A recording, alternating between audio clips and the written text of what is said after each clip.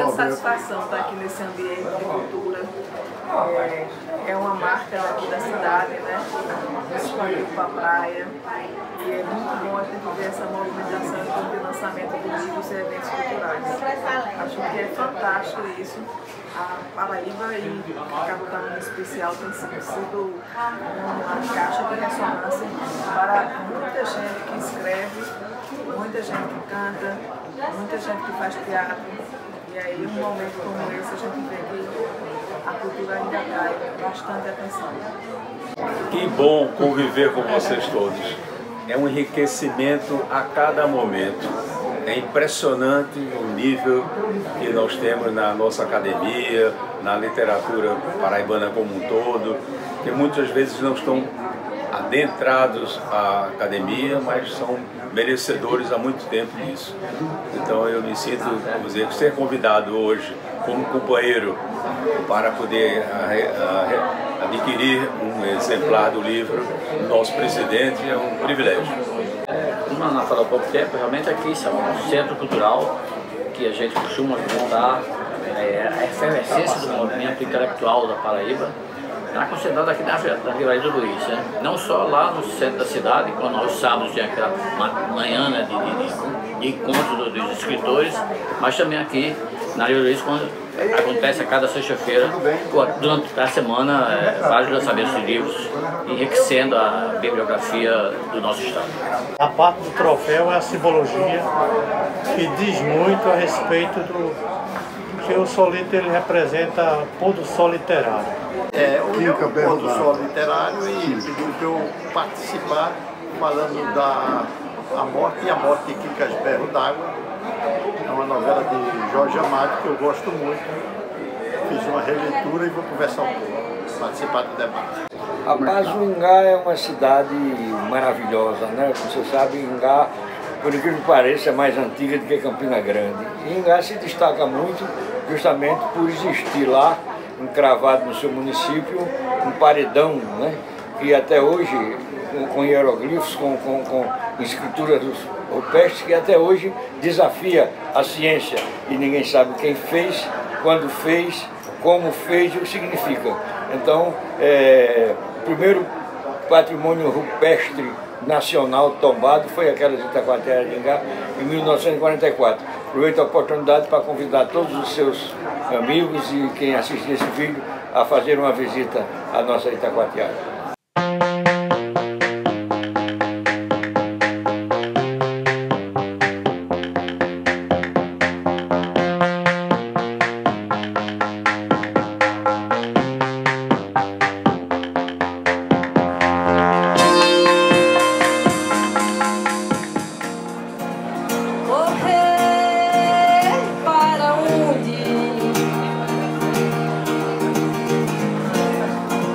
Que destino nos espera? Não é preciso precisar de tanto, nem se contentar com a miséria. Enfeites contam mentiras, mas batem com a cara no chão, pois o que importa é tão pequeno, cabe só na palma da mão. Pois o que encanta é a mata fechada, pois o que encanta é o assobio do vizinho, pois o que encanta é o cajueiro e suas flores.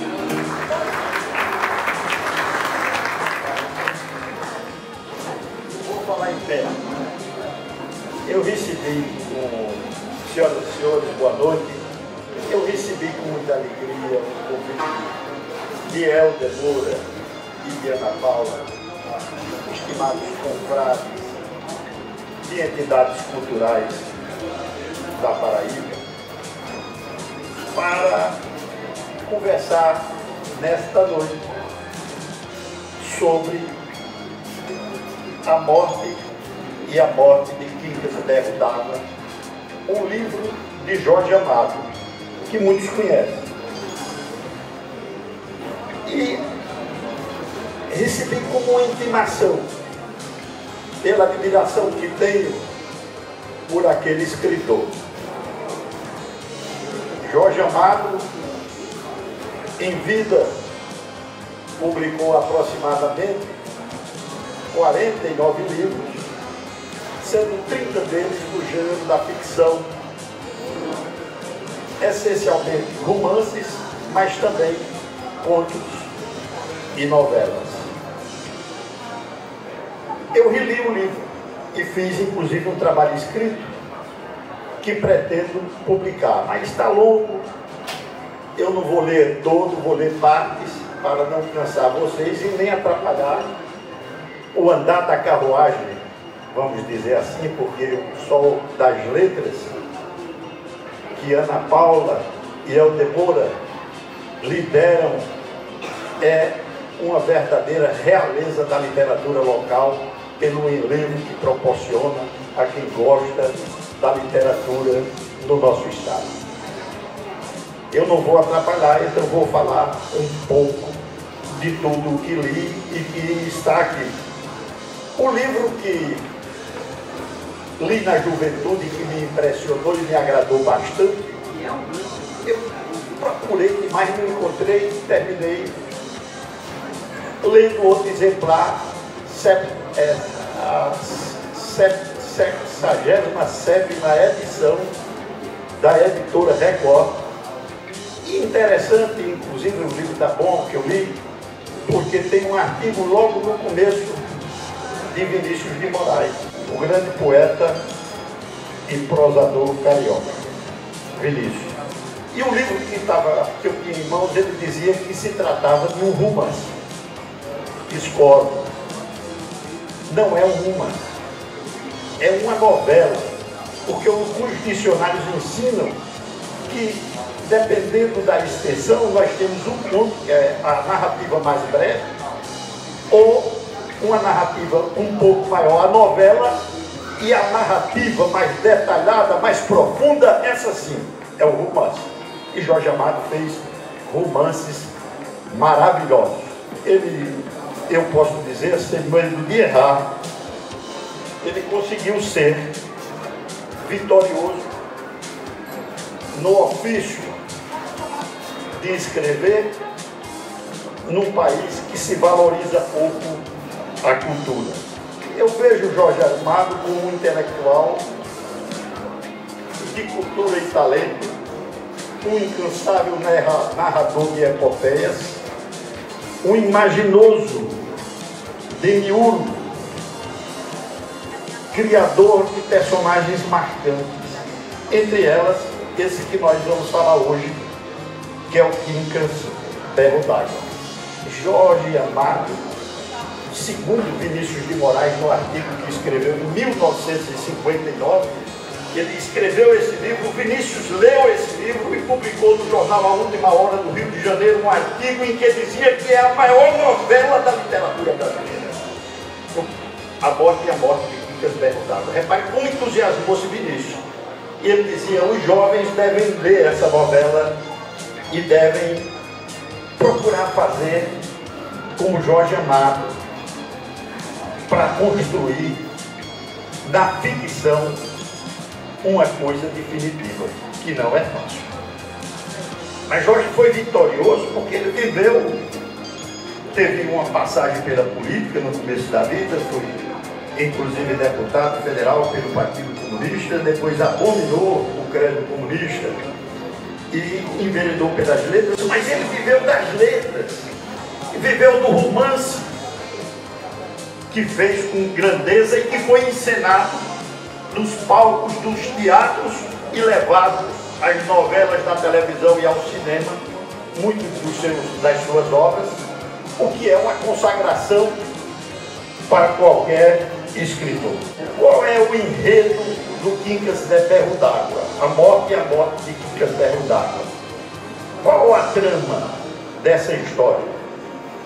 É uma narrativa a respeito de um homem que foi, por 50 anos, um homem cortado, pacato, organizado, modelar pai de família, exemplar cidadão, funcionário que tinha a admiração e o respeito de todos que trabalhavam na coletoria, porque ele era um servidor da mesa de rendas do estado da Bahia.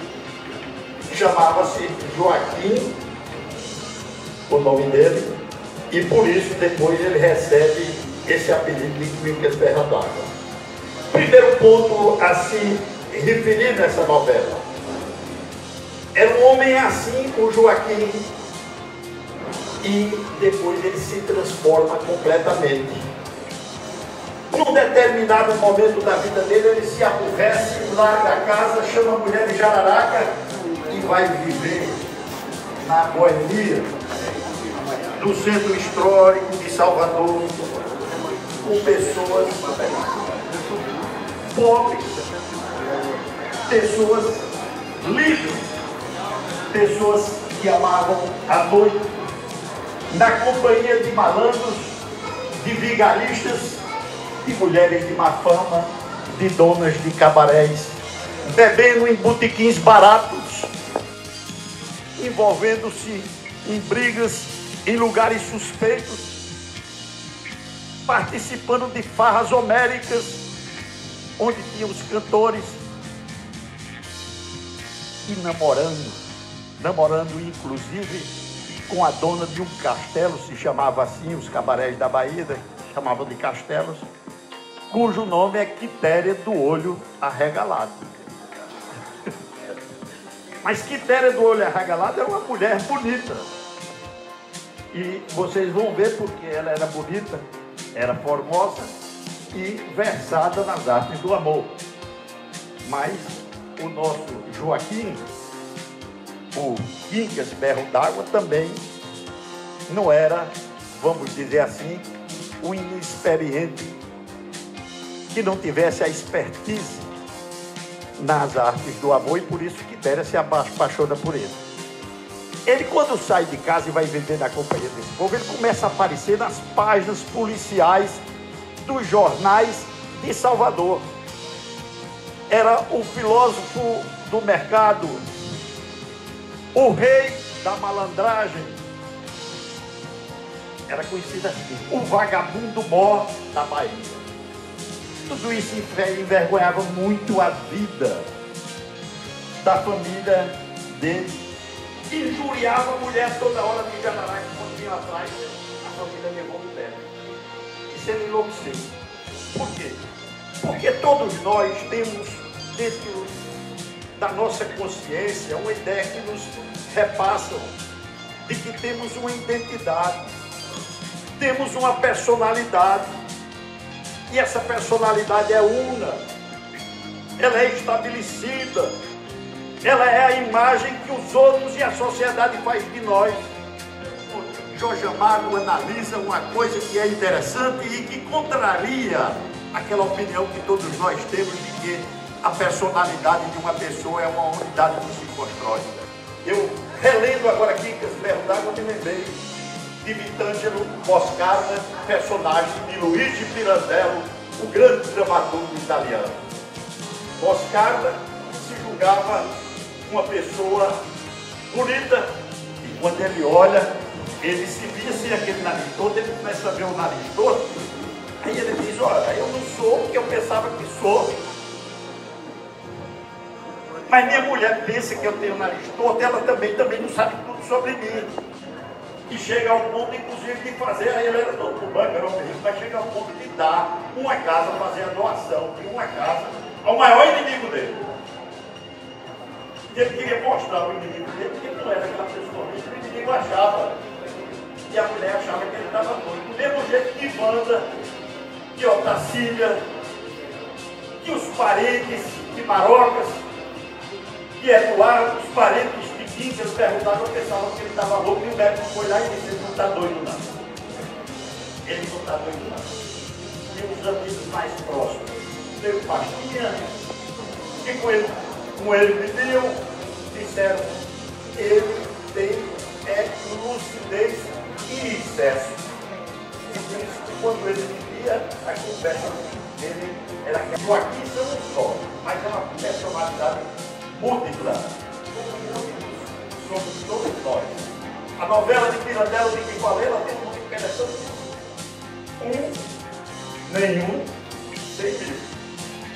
Pitangos do Moscada, Moscada era Moscada era nenhum dos que os outros pensavam. Moscada era 100 mil possibilidades das individuais, das interdicas. Além disso, tem uma coisa mágica, fantástica nesse livro, Encantador de Jorge Amado, que é a possibilidade de um homem morrer mais uma vez. Os famílias teriam condições de vida, são um processo, uma coisa, como a vida é mesmo, fluir. De fluir o espírito para ir se aperfeiçoando para chegar da luz. Isso é a doutrina espírita. Mas de regressão uma vez. Jorge Amado mostra que pode, independentemente da questão religiosa, o ser humano morrer mais de uma vez. E, aliás, o Quincas Ferro d'Água foi um campeão de morte. Porque ele morre na primeira vez. Porque ele se transformara do funcionário correto, sério, do cidadão de bem, do grande malandro da Bahia, que era o Quincas Ferro d'Água. 3 mortes, um campeão de morte. Como se dá a primeira morte? Como chega ao conhecimento da família? Ele morava na ladeira do Tabuão e lá havia um santeiro, um vendedor de imagens, um vendedor de santos, que chega na casa de Wanda e do esposo dela e diz que o Joaquim foi encontrado morto.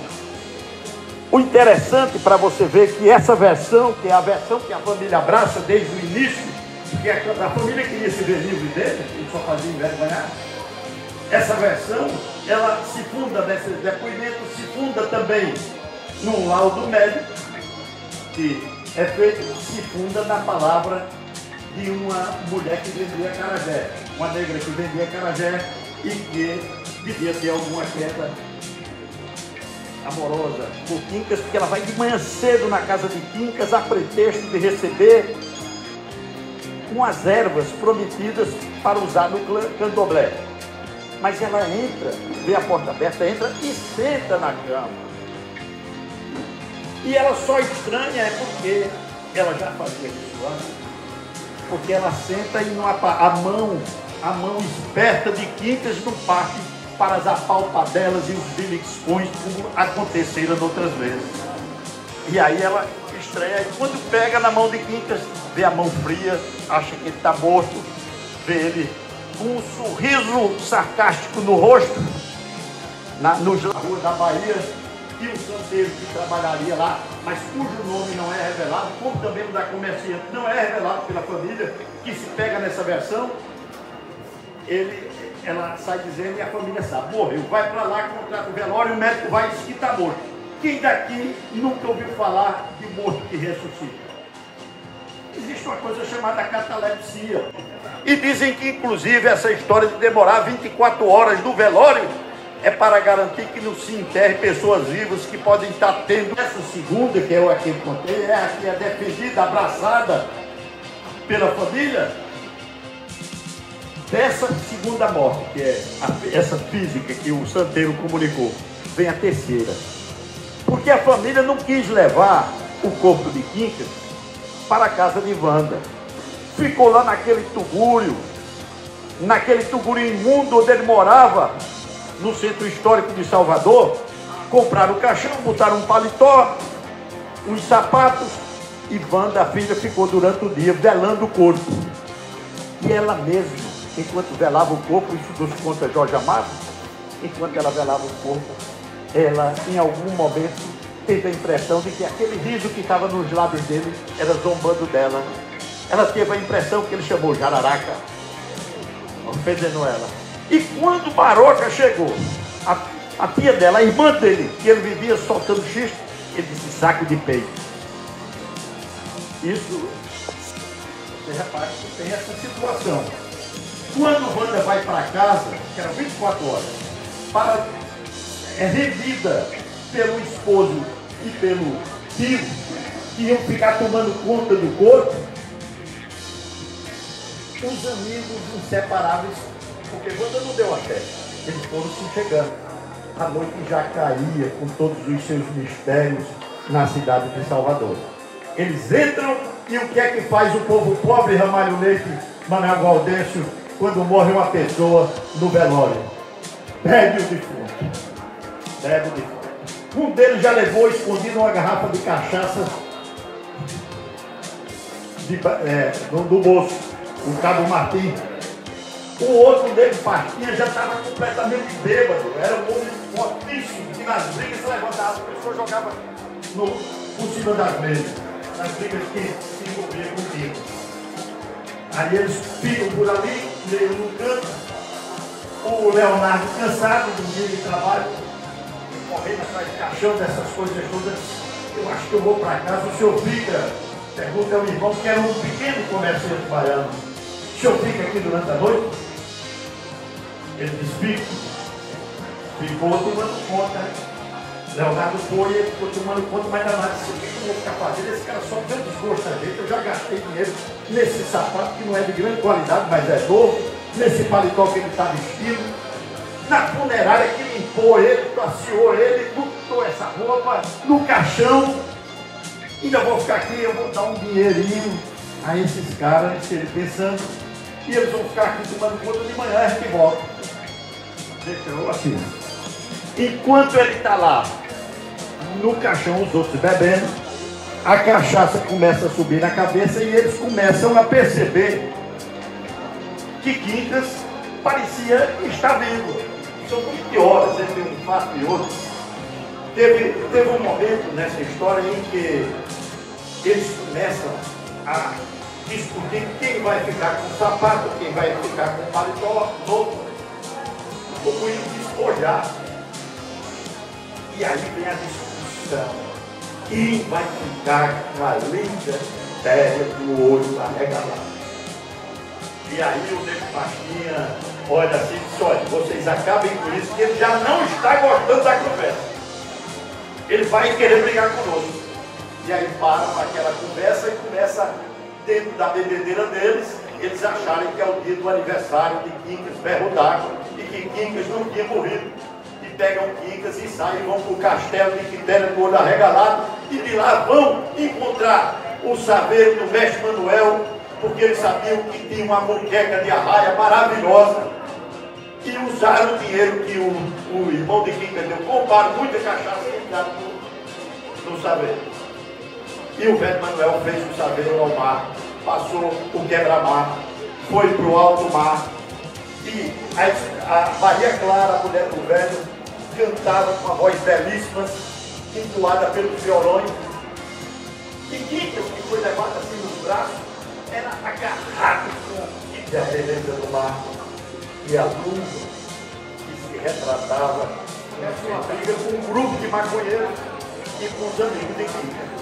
E dizem que Quincas deu uma cabeçada nele, ninguém sabia o nome, a mulher do acarajé, ninguém sabia o nome. Então Quincas morreu quando? Naquela primeira momento ou vai ser nessa segunda morte? Como ocorre a segunda morte? Deve-se uma tormenta no céu, o mestre começa a puxar o saveiro para a terra, a cantoria para, eles vão pegar a vela ainda da Bahia. O mestre só se viu o cachimbo do mestre Manuel no leito do saveiro com a esposa ao lado, Maria.